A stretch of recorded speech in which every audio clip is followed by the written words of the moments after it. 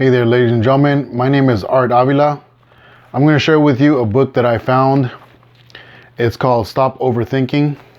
Here it goes right here by Nick Trenton. And it says, Stop Overthinking, 23 Techniques to Relieve Stress, Stop Negative Spirals, Declutter Your Mind, and Focus on the Present. On the back, as you can see right here, it says, overthinking is the biggest cause of unhappiness. Don't get stuck in a never-ending thought loop. Stay present and keep your mind off things that don't matter and never will. And it says, Stop Overthinking is a book that understands what you've been through, the exhausting situation you've put yourself into, and how you get trapped in anxiety and stress. So, Chapter 1 is called Overthinking Isn't About Overthinking. Now, I'm not going to read every note that the author is talking about. It's basically a crash course. There isn't enough time to go through every single detail, but I'm going to give you the most important things and my takeaways. It says, imagine a young man, James. James is kind, intelligent, and self-aware, perhaps a little too self-aware. James is always worried about something, and today he's worried about a little health niggle that's caught his attention. He researches online and gets steadily more alarmed at the possibilities. Then he stops and checks himself. I'm probably overthinking things, he thinks. So he stops stressing about his health and starts stressing about his thoughts about his health. Maybe what he really needs is some therapy. But what kind?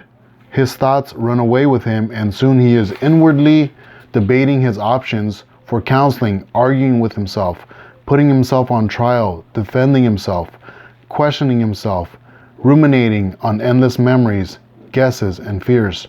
He stops and checks himself. He wonders, is this what it's like to have anxiety? Is this a panic attack? Or maybe I have schizophrenia and don't even know it yet.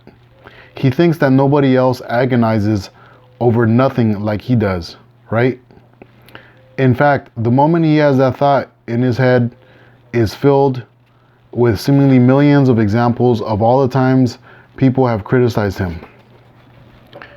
He then puts a magnifying lens on all his flaws and starts turning each of them over in his mind, wondering why he is the way he is, tortured by the fact that he can't seem to let it go.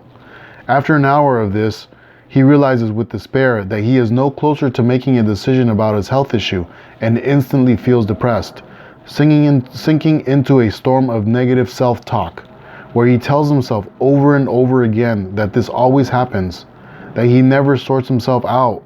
He's too neurotic. Okay.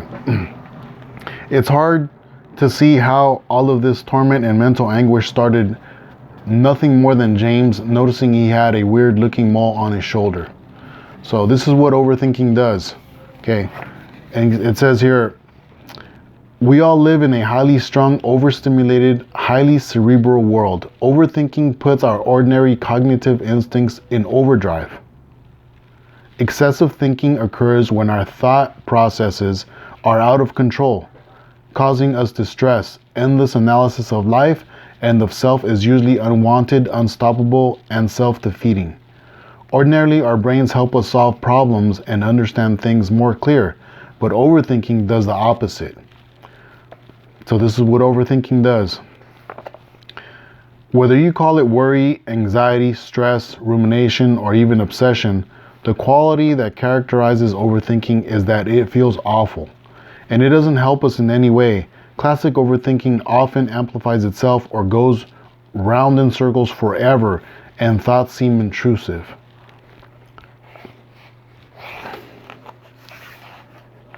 It's just saying it's harmful. Overthinking is excessively harmful. And it says, whether the activity is analyzing, judging, monitoring, evaluating, controlling, or worrying, or all of them, as in James's case. Okay, and it's just saying here, you'll know that overthinking is a problem for you if, and I'm going to read them off here. So it's a problem if you are often conscious of your own thoughts moment to moment. You engage in meta thought. You basically, it's saying, i.e., You think about your thoughts. You try hard to control or steer your thoughts. You are distressed by or dislike spontaneous thoughts and often feel that some thoughts are unwelcome. Thinking for you often feels like a struggle between competing impulses. You frequently question, doubt, analyze, or judge your thoughts. In crises, you often turn to yourself and your thoughts as a source of the problem. You are focused on understanding your thoughts and digging into the inner workings of your mind. You have trouble making decisions and often doubt the choices you do make. There are many things you're worried and concerned about. You recognize yourself engaging in negative thought patterns over and over. Sometimes you feel like you can't help returning to a thought numerous times, even when it's the past and nothing can be done anymore about it. And he goes on to say here, you'll notice that some of the above are arguably good qualities, right? Don't we all want to cultivate greater awareness and mindfulness? Isn't it good to question your knee-jerk reactions and ask yourself big questions so you can make better decisions? The gist of overthinking is in the name. It's when we think over, above, and beyond what is beneficial for us. So when you go overboard, this is what's harming you. Thinking is a marvelous gift. The ability to reflect, to analyze, and interrogate even our own thought processes is arguably the single most defining characteristic of humankind, and the cause for many of our successes. Thought is not an enemy. Our brain is an extraordinary helpful tool, but when we overthink, we only undermine its power. See, so overthinking, see? Okay, here.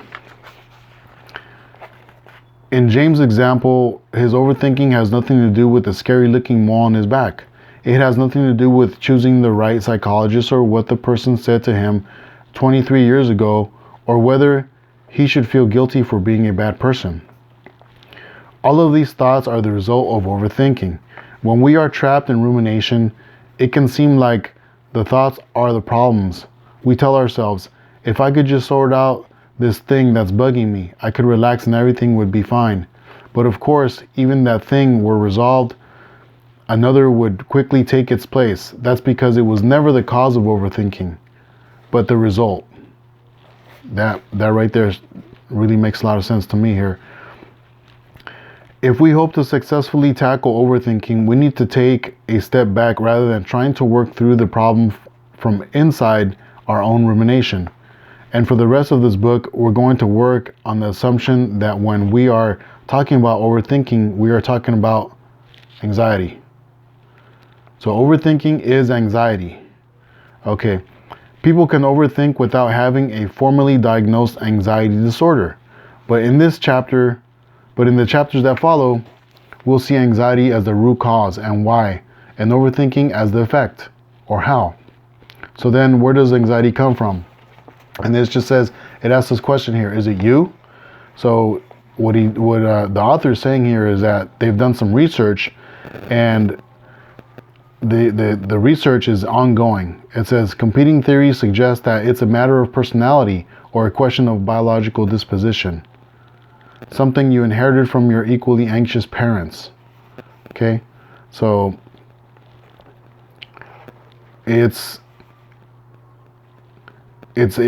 related to diet, stressful lifestyles, past trauma, and even culture that play a part. And then it says here, to try to make sense of the abundant research out there, we'll take approach that all these theories have their place and that anxiety is multifactorial, i.e., it results from a mix of different causes which themselves have interesting ways of interacting. The first main reason why you're anxious could be the nature part of the nature versus nurture question. In other words, though it might not feel like it in the moment, a big cause of anxiety can come down to intrinsic factors within you as an individual. So the nature versus nurture argument, or the question. Let's begin with a common explanation for anxiety: genetics. The truth is that no experts have been able to identify with absolute certainty a single cause for anxiety.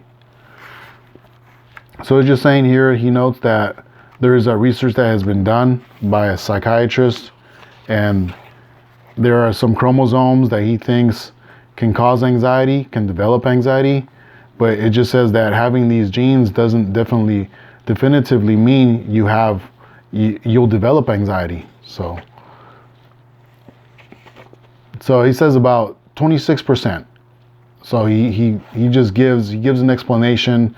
He just 26% could be your biological factors, basically. And then he's saying here, what about the other 74%? So this comes down to your environment and things like your family history, past experiences, and current lifestyle. And this is the main point right here. Or experiences and so on. So yeah, past experiences. Okay. If you have a parent with an anxiety disorder, your chance of having one is greater. But this is still just a question of probability. There is no anxiety genes. It's arguable, right? So that destines you to a fixed fate you can never escape. There is even now evidence to suggest that as we get older and our environments change, the effects of our genes have even less influence over us. See, this is really important here. You can always learn to manage anxiety, work around it, and live well if you're aware of any particular risk factors and predispositions. See, if you're aware this is happening, then you can manage that. Is overthinking genetic? Yes, but it's not only genetic. What happens to the other 74%? So which means that environment may play a bigger role, right? So 74% is going to be the bigger part. We can't do much about our genetics, but we can do a lot about everything else. So it's saying here, the truth is that overthinking often doesn't lead anywhere because the overthinker gets trapped in the cycle of analyzing, rejecting, and reconsidering different possibilities. Okay.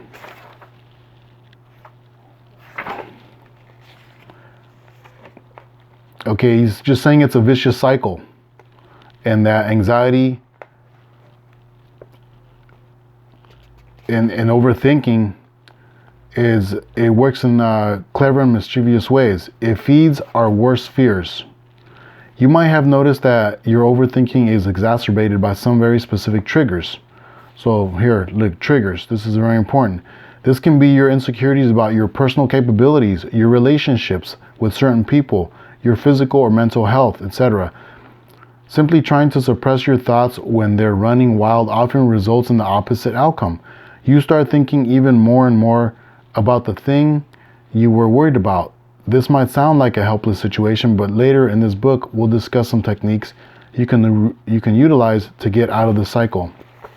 Okay, so lastly, our daily habits. This is very important.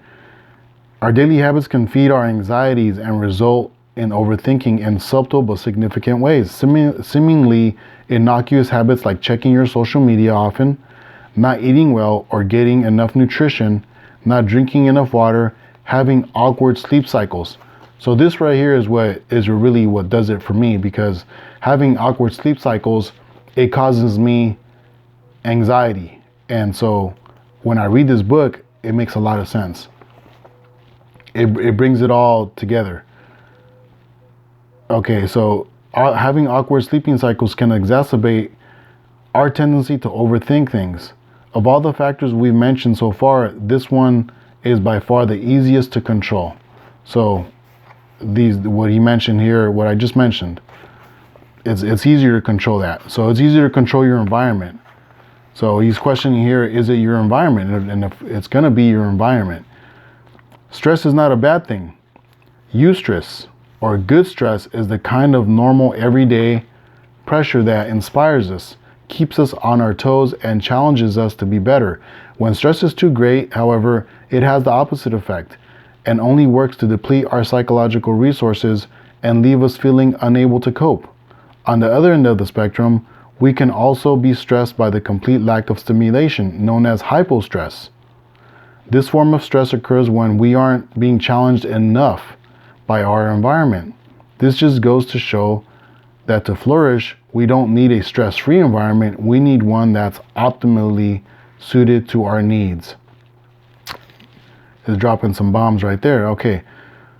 Stress and anxiety are not the same thing. Listen to this. Psychologist Dr. Sarah Edelman explains that stress is something in the environment. See? An external pressure on us. External pressure on us. Stress. Whereas anxiety is our own internal experience of the pressure. So it's us. Okay. Being alive is stressful. It's a normal part of our daily world to experience pressure, challenge, or discomfort. But if it's persistent and overwhelms our ability to cope and thrive, we can find ourselves exhausted, depressed, or with anxiety disorder. The body's fight or flight response evolved to keep us safe, but we were never meant to stay in a heightened state of arousal indefinitely. If you heap chronic stress onto someone who already has a biological or psychological predisposition to overthinking, it's a recipe for burnout and overwhelm. Work pressures, demanding children, an emotionally exhausting relationship, the never-ending stress of the 24-hour news cycle, politics, climate change, the fact that your neighbor keeps making a noise upstairs, lack of sleep. How about that? Lack of sleep. Who would have thought that? Too much junk food, right? As a truck driver, I see a lot of junk food everywhere, and I try to stay away from it, but it makes sense. How about he's saying the traumatic thing that happened to you last year, your low bank balance. How's that one? It says here, your low bank balance. Of course, it's no surprise many of us are completely overwhelmed. Okay, so researcher Kenneth Kender and his team found that both major depression and generalized anxiety disorder were strongly linked to traumatic life events in the previous month, such as bereavement, right? Divorce, accidents, crime, or even things like experiencing poverty or racism. So did you guys get that? Poverty, yeah, that's gonna be a factor there. Okay, our immediate environments, we spend, he's saying basically that we spend time in our environments, in our immediate environments.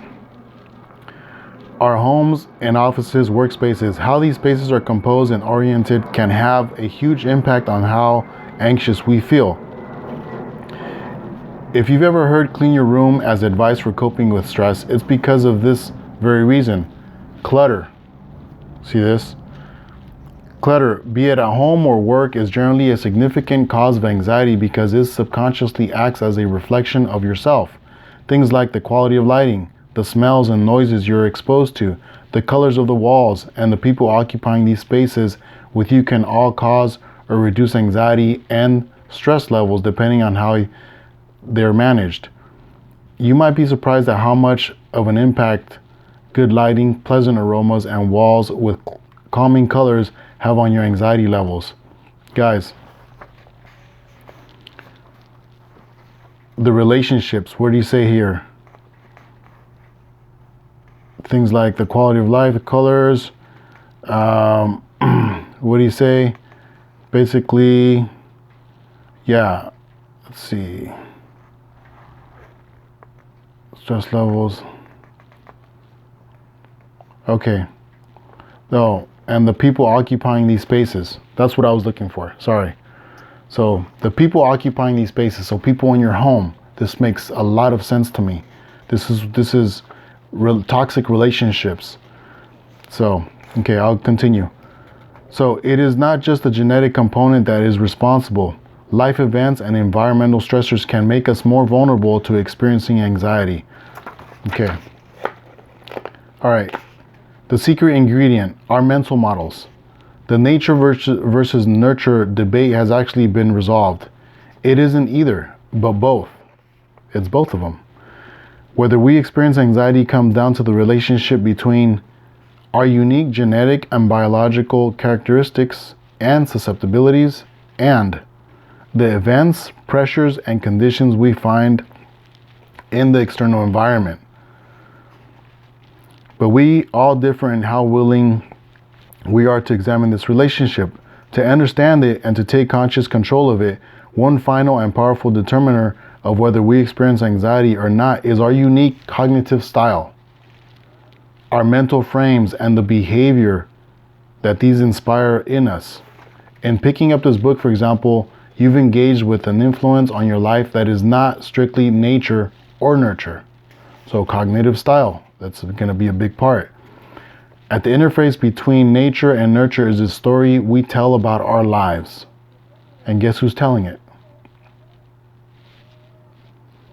The way we make sense of things, our inner dialogue, and our sense of our own identity.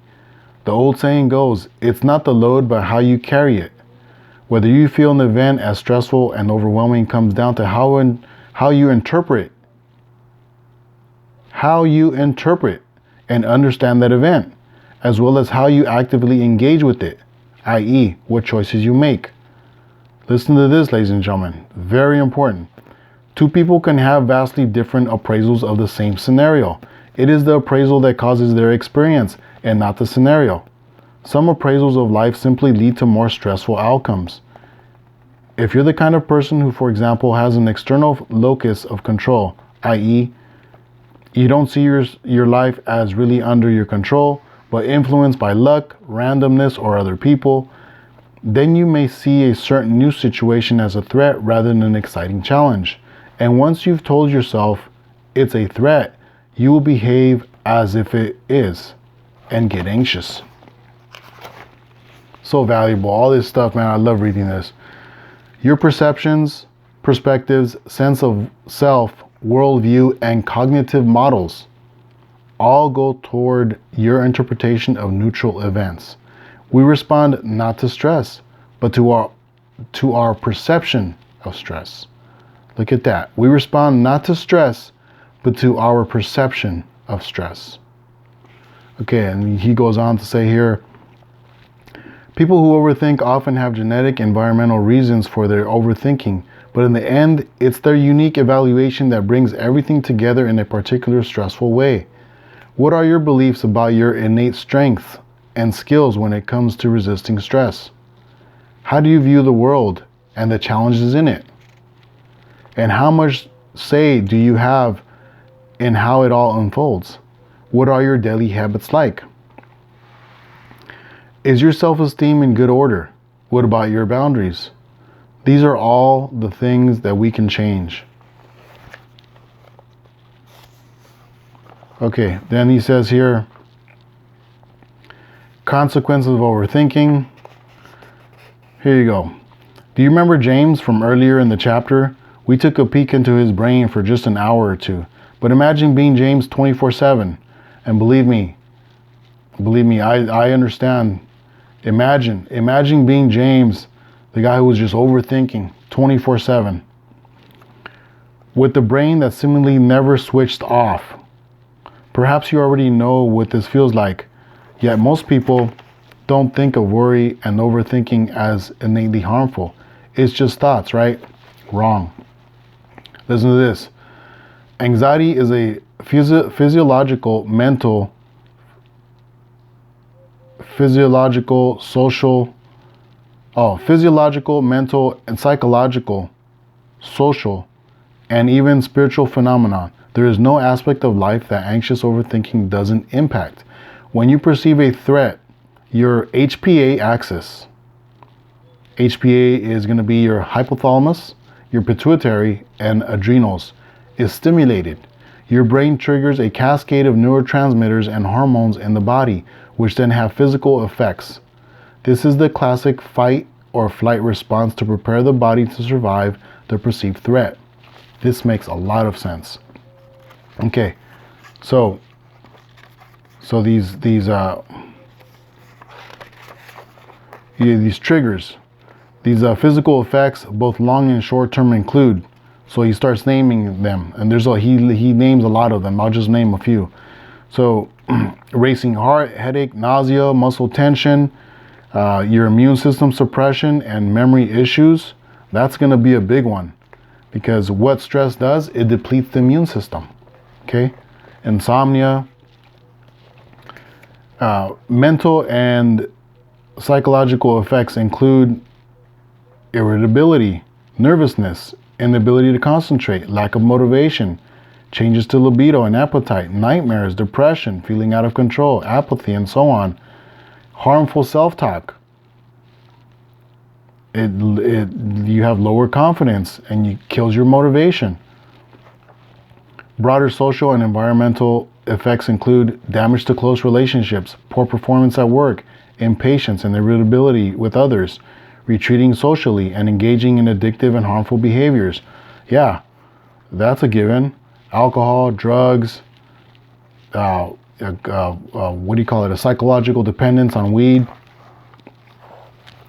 A person, it says here, a person who is constantly stressed and anxious starts to lose all meaning and joy in life, stops making plans, cannot act with charity or compassion to others, and loses their passion for life. I've seen that a lot in my life and in others. This is very, very common. Okay, as you can imagine, the physical, mental, and environmental aspects all interact to create one unified experience of overthinking and anxiety. For example, if you overthink consistently, your body will be flooded with cortisol and other stress hormones. Now listen to this word here, cortisol. As a truck driver, when I force myself to stay up late at night, my body is producing cortisol because my body wants to sleep, but I'm forcing to stay up. So my body is creating cortisol, and it depletes the immune system, and it causes a lot of stress hormones.